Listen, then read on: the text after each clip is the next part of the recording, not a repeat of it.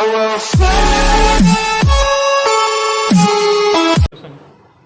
Of the constitution क्या है? Constitution क्या है? संविधान। ठीक है ना, नियम। किसी भी देश के विकास के लिए संविधान की भूमिका महत्वपूर्ण होती है। कोई भी देश विकासशील हो या विकसित हो या अविकसित देश हो जो विकास कर रहा हो अभी, सभी चाहता है कि उसके देश में शांति बनी रहे, उसका देश उत्तरोत्तर विकास करता रहे, ठीक है ना, डेवलप होता रहे और एक दिन वो विकसित राष्ट्र की यानी डेवलप्ड कंट्री की श्रेणी में आ जाए। जापान, ठीक है, चाइना के जैसे अन्य देशों की अपेक्षा। आज अमेरिका डेवलप्ड है, सबसे बड़ा कंट्री जो शक्ति में है, ठीक है ना। इन सारे कंट्रियों को डेवलप होने के लिए बहुत वर्ष लगे, ठीक है, चाहे वो अमेरिका हो या चाइना हो या रसिया हो, जापान हो, ब्रिटेन हो, फ्रांस हो, ये जितने भी कंट्रीज है ये सभी के सभी देशों को विकसित होने में बहुत समय लगे, डेवलप्ड है आज, ठीक है ना। तो इन सब के पीछे उन देश की संविधान की, उस देश की कॉन्स्टिट्यूशन की भी भूमिका रही है, ठीक है ना। प्रत्येक देश बिना कॉन्स्टिट्यूशन के उसी प्रकार से है जैसे बिना खाने के, बिना लगाम का घोड़ा। बिना खाना का मनुष्य नहीं, बिना खाना का मनुष्य नहीं, बिना लगाम का घोड़ा। क्यों सर? ठीक है ना, बिना खाना का मनुष्य भी हो सकता है। नहीं, बिना लगाम का घोड़ा हो सकता है। बिना खाना का मनुष्य तो जीवित रह सकता है, सज्जन रह सकता है, शांत रह सकता है, और बिना लगाम का घोड़ा शांत नहीं रह सकता। वो घोड़े गाड़ी को खींच सकता है या घोड़े पे सवार घुड़सवार को कभी भी गिरा के किधर भी भाग सकता है, ठीक है ना। उसी प्रकार जब देश में कुछ भी हो, जब देश में कॉन्स्टिट्यूशन नहीं होगा तो क्या नहीं होगा? शांति नहीं रहेगी, चारों तरफ उपद्रव मचेंगे, कहीं हत्याएं, कहीं मर्डर, कहीं रेप, दंगे फसाद, हर जगह कुछ ना कुछ होते रहेंगे।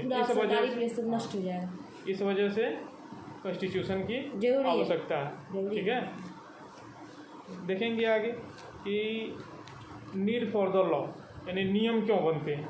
नियम देश को शांत रखने के लिए, हर लोगों को समान अधिकार देने के लिए, उन्हें न्याय, समता का अधिकार, स्वतंत्रता का अधिकार, जीवन का अधिकार, इन सभी प्रकार के अधिकार देने के लिए लॉ की आवश्यकता होती है। हमारे देश में, इंडिया में, ठीक है ना, भी कॉन्स्टिट्यूशन है और दुनिया का यह सबसे विस्तृत और रिटर्न कॉन्स्टिट्यूशन है, ठीक है ना। इसको बनाने में 2 वर्ष यानी 2 ईयर 11 मंथ और 18 दिन लगे, ठीक है। 2 ईयर्स 11 मंथ 18 डेज, ठीक है ना। इसको बना दिया गया था 26 नवंबर को, ठीक है ना, या बन के तैयार हो गया 26 नवंबर 1949 को और लागू में आया 26 जनवरी 1915 को, ठीक है। उस दिन इसलिए चुना गया कि उस दिन ये होम कांग्रेस का नहीं था ना, नहीं था ना। उस दिन रावी नदी के तट पर 1931 में क्या हो गया था? तिरंगा फैलाया गया, स्वतंत्रता अधिनियम पारित किया गया था, ठीक है ना। इस वजह से इसलिए इस दिन को चुना गया, इस दिन को वो चुना गया, ठीक है।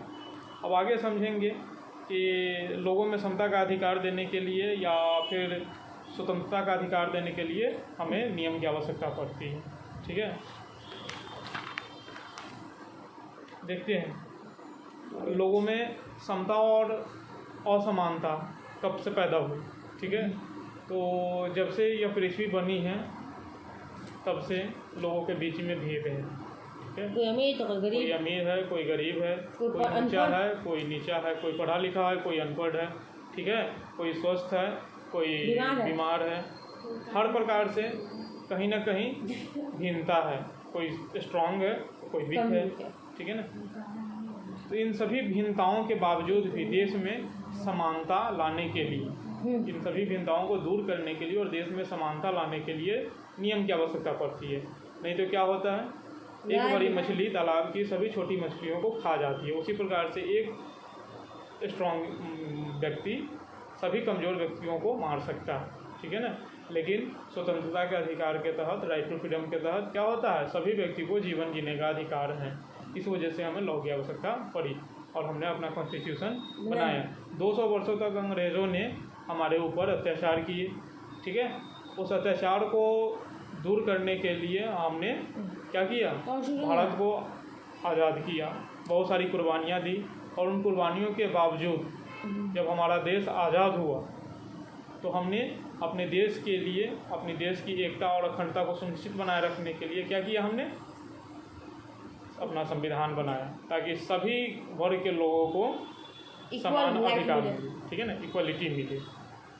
अब जब देश आज़ाद हुआ तो संविधान बनने के साथ साथ लोगों में समानता की भावना उत्पन्न हुई, पर कुछ ऐसे अमानवीय कार्य उस समय भी जारी रहे जिससे क्या हो रहा था, लोगों में असमानता थी। जैसे चोरी नहीं, दहेज, ठीक है ना, दौड़ी, दहेज लेना, ठीक है, दहेज लिए जा रहे थे, दहेज दिए जा रहे थे। जिस परिवार में लड़की की जन्म हो जाती थी वो परिवार अपने आप को गरीब समझने लगता था। वो अपने आप को समझता था कि अब हमारे पास कुछ नहीं है, ठीक है। तो या फिर उस बच्चे की हत्या कर दी जाती, उसे गर्भ में ही मार दिया जाता, या फिर बड़े होने के बाद सब चीज़ बेच के उसकी शादी कर दी जाती, ठीक है। तो इस प्रकार से समाज का एक वर्ग औरतों को हीन नज़र से, हीन दृष्टि से देखने लगा था, ठीक है ना, औरतों को नीचा समझे जाना लगा था। इस वजह से एक्ट पास हुआ। बाद में विवाह में किसी प्रकार का अड़चन ना आए, ठीक है। और कभी कभी होता था कि विवाह तो कर तो दिया जाता था, लेकिन बाद में दहेज की समस्याएं उस परिवार के साथ बनी रहती थी। लड़के वालों की तरफ से ऐसी राशि की मांग की जाती थी या ऐसे वस्तुओं की मांग की जाती थी जिसको देने में लड़की वाले असमर्थ होते थे, ठीक है ना। तो इस असमर्थता के बाद क्या होता था कि या तो वो खुदकुशी कर लेते थे, या फिर लड़की को जला के मार दिया जाता था, या फिर घर से भगा दिया जाता था।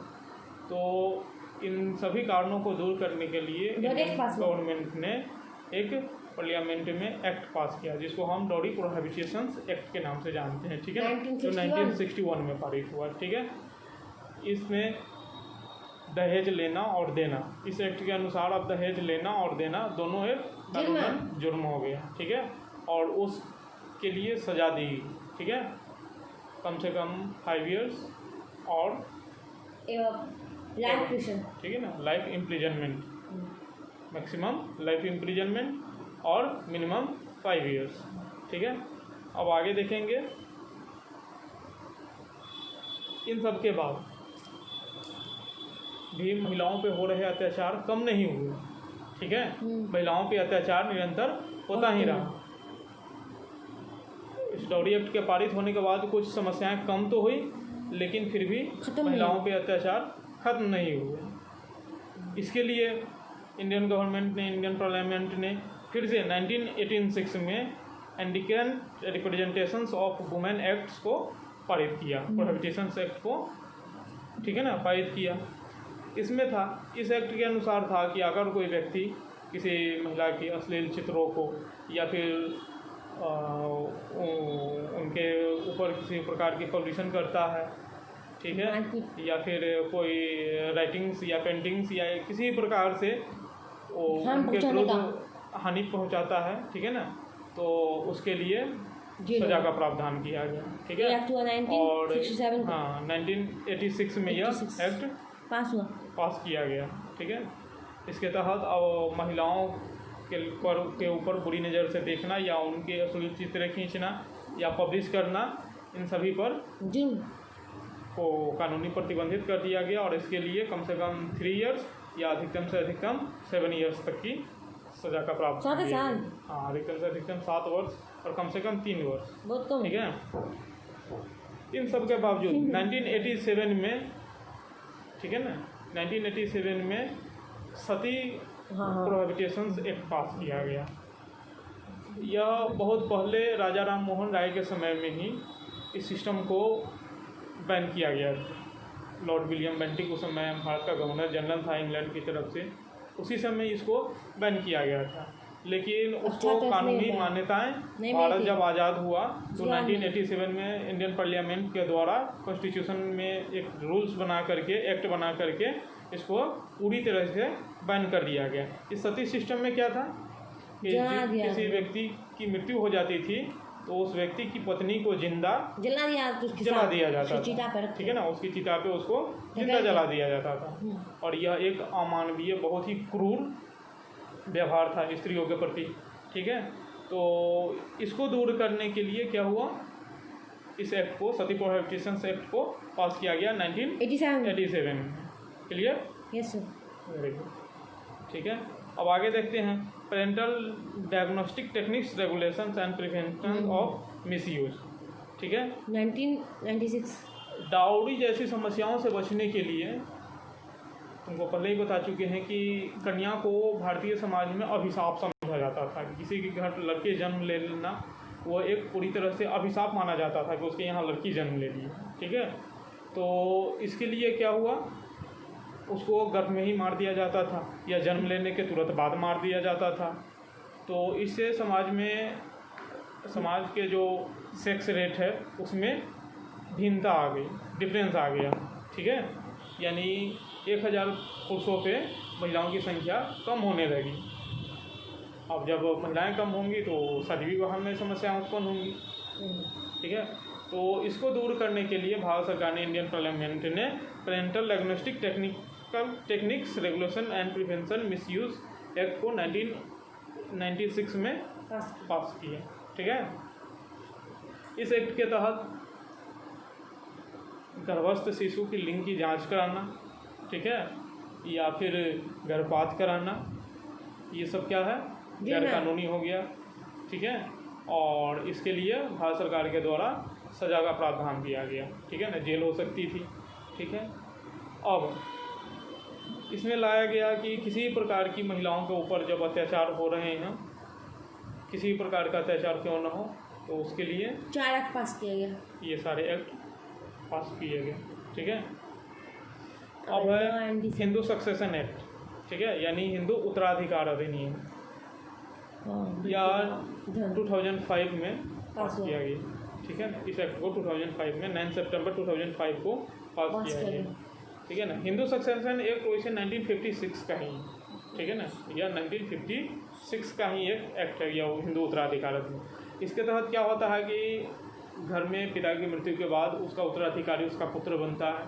ठीक है, लेकिन समस्याएं थी कि जब उस घर में पुत्र नहीं होते थे, सिर्फ पुत्रियां होती थी, तो उनको उत्तराधिकार में जगह नहीं दिया जाता था, उनको पिता की संपत्ति पे अधिकार नहीं दिया जाता था। तो इसमें एक वाद चला सुप्रीम कोर्ट में, और बहुत बाद में 1956 में एक एक्ट भी बनाया गया कि पिता की संपत्ति पर पुत्र के साथ साथ पुत्रियों का भी अधिकार होगा। बहुत दिनों के बाद विवाद चलते चलते 2005 में भी सुप्रीम कोर्ट ने यह माना कि पिता की संपत्ति पे पुत्री का अधिकार होगा। लेकिन फिर उस जजमेंट को चुनौती दी गई कि क्या 2005 से पहले तक जितने भी जजमेंट हुए हैं उसमें भी पिता की संपत्ति पर पुत्री का अधिकार होगा। तो इस पर फिर काफ़ी लंबे समय तक बहस चली, और 2020 में जा कर के यह एक्ट इस बार 2020 में 2 महीने पहले यह एक्ट पारित हो गया कि अब 2005 से पहले या 1956 से पहले, यानी देश की आज़ादी के बाद से, जब से कॉन्स्टिट्यूशन बना है तब से लेके अभी तक जितने भी उत्तराधिकार के नियम हैं, सक्सेशन एक्ट के रूल्स हैं, वो सभी पुत्र के साथ साथ पुत्रियों पर लागू हो गया। पिता की संपत्ति में बराबर की भागीदारी पुत्री भी होगी। ठीक है, हाँ, लॉ एंड डिफेंस। ठीक है, अभी हम समझेंगे कि जिस देश में रूल्स बनते हैं वहाँ रूल्स तोड़ने के भी कुछ प्रावधान बना लिए जाते हैं। ठीक है, प्रत्येक देश में ऐसा देखा गया है कि रूल्स बनाए गए हैं और उस रूल्स को तोड़ने के लिए कोशिश की गई है। कुछ लोग आगे आते हैं। ठीक है ना, जैसे हम कहते हैं ना कि एक ताले का निर्माण होता है तो चोर वैसे 10 चाबियाँ बना लेती है। ठीक है, जो उस ताले को खोल सके। उसी प्रकार जब हमारे यहाँ कॉन्स्टिट्यूशन बना, रूल्स बने, तो उन रूल्स को तोड़ने के लिए भी कई सारे नियम चोरों ने या रूल्स तोड़ने वाले लोगों ने कई सारे रूल्स बना लिए। ठीक है, हमारे देश का संविधान कहता है कि भले ही एक अपराधी छूट जाए पर किसी निर्दोष को सजा नहीं होनी चाहिए। ठीक है, तो इसी वजह से हमारा जो कॉन्स्टिट्यूशन है थोड़ा लचीला है, दंड का प्रावधान थोड़ा इसमें सीमित है, और इसी का फ़ायदा वैसे लोग उठाते हैं जो इसको आसानी से जानते हैं, समझते हैं। ठीक है, लॉ एंड डिसेंट्स यही कह रहा है। ठीक है, डिसेंट्स कैन बी 2 टाइप्स, या 2 प्रकार के होते हैं, कंस्ट्रक्टिव और डिकंस्ट्रक्टिव। ठीक है, कंस्ट्रक्टिव डिसेंट में वो होता है कि शांतिपूर्ण तरीके से सरकार के कार्यों का विरोध करना। ठीक है, जैसे धरना देना, प्रोटेस्ट करना, ठीक है, या इसका सबसे अच्छा उदाहरण हमको यूनिवर्सिटीज़ में मिलता है देखने के लिए कि जब किसी चांसलर की या किसी की बात पे स्टूडेंट सहमत नहीं होते हैं, किसी रूल्स पे सहमत नहीं होते हैं, तो वो पोस्टर लेके धरना करते हैं, प्रोटेस्ट करते हैं। गांधी जी का सत्याग्रह, ठीक है ना, ये शांतिपूर्ण विद्रोह या विरोध करना, ठीक है, गांधी का तरीका था। गांधी जी इसी प्रकार के तरीके से वो अंग्रेज़ों को डराते थे, धमकाते थे, ठीक है। कई बार उन्होंने ऐसा ही तरीका अपनाया था जिससे अंग्रेज़ उनके आगे मजबूर हो चुके थे। जैसे 1920 में वो असहयोग आंदोलन हो, या फिर 1930 में नमक आंदोलन हो, सत्याग्रह हो, नमक सत्याग्रह, ठीक है। तो ये सभी की सभी गांधी के द्वारा अपनाए हुए ऐसे मार्ग हैं जिसमें लोगों को शांतिपूर्ण तरीके से सरकार का विरोध करना होता है। इसमें बसें रोक दी जाती है, लोग सड़क पे बैठ के धरना देते हैं, ठीक है, या फिर शांतिपूर्ण तरीके से सरकार के कार्यों का विरोध किया जाता है।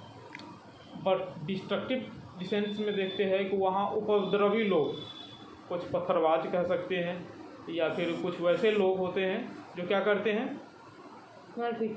तोड़ फोड़ करते हैं, सरकारी संपत्ति को, गवर्नमेंट प्रॉपर्टीज़ को नुकसान पहुंचाते हैं, लोगों को मारपीट करते हैं, लोगों को नुकसान पहुंचाते हैं। इन सभी वजहों से क्या होता है कि आम लोगों को कष्ट पहुंचता है। जो धरना देने वाले लोग होते हैं, जो प्रोटेस्ट करने वाले लोग होते हैं, वो तो काफ़ी नुकसान गवर्नमेंट संपत्ति को पहुंचाते हैं, और इनके साथ साथ क्या होता है, काफ़ी नुकसान आम लोगों को भी झेलना पड़ता है। ऑफिस बंद करना पड़ जाता है, रेलवे बंद करना पड़ जाता है, स्कूल बंद हो जाती है, हॉस्पिटल बंद, सड़कों पे टायर जलाना, प्राइवेट संपत्ति के साथ साथ गवर्नमेंट संपत्ति का नुकसान, पुलिस द्वारा लाठीचार्ज करने पर आम लोगों को इसकी समस्या झेलनी पड़ती है, ठीक है। तो इन सभी से डिसेंट किया जाता है उस लॉ को चेंज करने के लिए, ठीक है। अगर हम महात्मा गांधी का साल्ट मूवमेंट देखें, साल्ट सत्याग्रह, तो उसमें देखते हैं कि 1930 में अंग्रेज़ों ने नमक पर भारत में टैक्स डाल दिया था कि जो टैक्स देगा वही नमक बना सकता है या नमक खा सकता है। अब जो गरीब लोग थे उनके पास टैक्स देने के लिए पैसे नहीं थे, वो प्रतिदिन इतना ही कमाते थे कि मुश्किल से अपने परिवार का गुजारा हो सके उस दिन के लिए, और ऊपर से नमक जैसे वस्तु जिसके घर में प्रतिदिन आवश्यकता होती है, वैसे वस्तुओं पर टैक्स लगा देना सरकार की नीति थी, इन अंग्रेज़ों की अत्याचार वाली नीति थी। फिर भी उसने उस पर टैक्स लगाया। इस पर महात्मा गांधी और उनके पार्टी के लोगों ने, उनके कार्यकर्ताओं ने, उनके सहयोगियों ने इसको तोड़ने के लिए 29 मार्च 1930 को एक रैली की, ठीक है ना। और यह रैली गांधी के आश्रम से लेके समुद्र तट तक थी, जिसको हम दांडी रैली भी कहते हैं, ठीक है। इसको हम सिविल डिसओबीडियंस मूवमेंट भी कहते हैं। 12 मार्च को दांडी शुरू हो गई, दांडी मार्च शुरू हो गया, ठीक है ना, 1930 को। और 25 डेज़ के बाद 385 किलोमीटर की दूरी तय करने के बाद लोग कहाँ पहुँचे, उस समुद्र के तट पे, ठीक है ना। 6 अप्रैल 1930 को वो समुद्र के तट पे पहुँचे गुजरात में, जहाँ उन्होंने नमक बना करके नमक कानून को तोड़ा, और संपूर्ण देश में उसी दिन से साल्ट मूवमेंट यानी नमक सत्याग्रह या सविनय अवज्ञा आंदोलन, सिविल डिसओबीडियंस मूवमेंट शुरू हो गए, ठीक है। और अंग्रेज़ों की इस नीति का विरोध किया गया। अंग्रेज़ों ने बहुत सारे प्रतिबंध लगाए, बहुत सारे लोगों को जेल में डाल दिया गया, कड़े कानून का सहारा लिया, फिर भी इस आंदोलनकारियों को झुका नहीं पाए, गांधी को झुका नहीं पाया, और अंततः बाद में सत्य की जीत हुई और नमक पर से कर हटा लिया गया। उसी प्रकार से हम आज भी अगर कोई संविधान, कोई कॉन्स्टिट्यूशन, कोई रूल्स हमारे आड़े आता है, हमारे मानवाधिकार का, ह्यूमन राइट्स का शोषण करता है, तो बहुत सारे लोग उसके प्रोटेस्ट में खड़े हो जाते हैं। जैसे कुछ दिन पहले हम दिल्ली की समस्याओं में देख रहे थे कि एक लड़की के साथ रेप कर दिया गया था, और बाद में जब उसको इंसाफ नहीं मिला तो लोगों ने धरना प्रदर्शन किया, ठीक है ना, धरना प्रदर्शन किया, और उसके बाद सुप्रीम कोर्ट में वो फैसला गया, और बाद में उन लोगों को फांसी की सजा दी गई, ठीक है। तो इन सब वजहों से कभी कभी होता है कि उस लॉ को दूर करने के लिए क्या कर दिया जाता है, प्रोटेस्ट भी करना पड़ता है, लोगों को सामने आना पड़ता है। ठीक है। इन सब के साथ साथ आगे देख लेते हैं कि संविधान में कुछ ऐसे वर्ग के लोगों को रिजर्वेशन का प्रावधान है, आरक्षण दिया गया है जो कमज़ोर हैं, जो वर्ग समाज में कमज़ोर होते हैं, उसको उठाने के लिए हमारे संविधान में एक अलग तरह का प्रावधान दिया गया है। तो उसको हम कुछ रिजर्व कैटेगरी में रखते हैं ताकि वो अपने आप को ऊपर उठा सकें, ठीक है।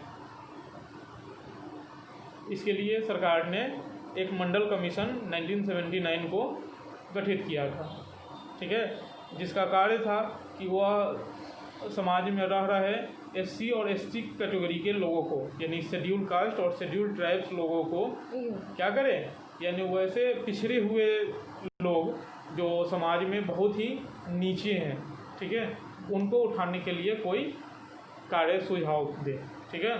सरकार ने ऐसे मंडल कमीशन को नियुक्त किया था, जो 1980 में उस कमीशन ने रिपोर्ट दी। 1980 में उस कमीशन ने रिपोर्ट दी कि हाँ, वैसे तबके के लोग बहुत ही पीछे चल रहे हैं और उनको उठाने के लिए हर प्रकार से सरकार को समुचित कार्रवाई करनी चाहिए, ठीक है ना। अब आगे देखते हैं तो उस रिपोर्ट ने क्या हो रहे हैं, पीछे चल रहे हैं ये, इनको उठाने के लिए क्या किया जाए, सरकार एक अलग से पॉलिसी लाए। उस समय केंद्र में बीपी मंडल की सरकार थी, वो प्रधानमंत्री थे, उन्होंने क्या कर दिया, 27% रिजर्वेशन की कैटेगरी पास की एससी एसटी लोगों के लिए, ठीक है ना। और 1989 में यह रिजर्वेशन कोटा को बढ़ा करके 27% से 49.5% कर दिया गया बीपी मंडल की सरकार में, वीपी सिंह की सरकार में, ठीक है ना, इस मंडल कमीशन के रिपोर्ट के बाद।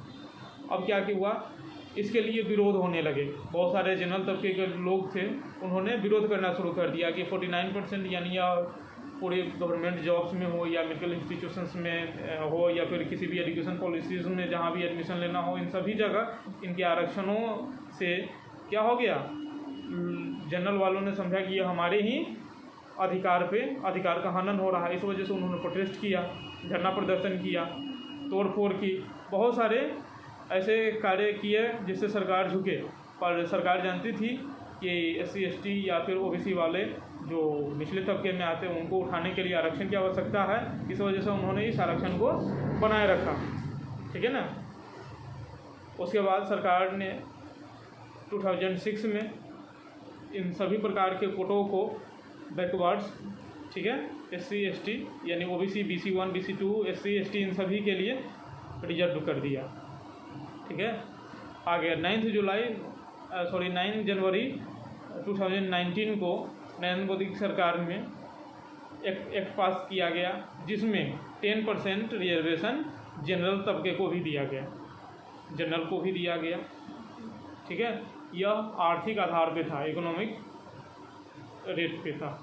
अगर किसी जनरल परिवार में जिसकी आर्थिक स्थिति कमज़ोर है, जो गरीब परिवार से आता है, वह जनरल में है, तो उसको भी रिजर्वेशन लेने का अधिकार है और 10% या आर्थिक क्षमता के आधार पर वो रिजर्वेशन उसको दी गई ताकि वह उस रिजर्वेशन का लाभ उठा सके और अपने आप को आगे बढ़ा सके।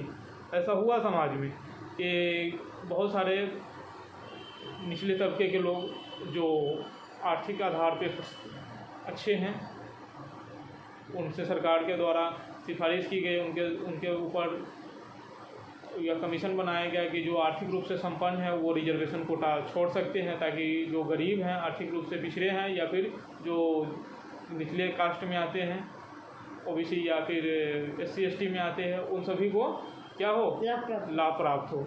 और इस लाभ के लिए वो पिछले तबके के लोगों को आरक्षण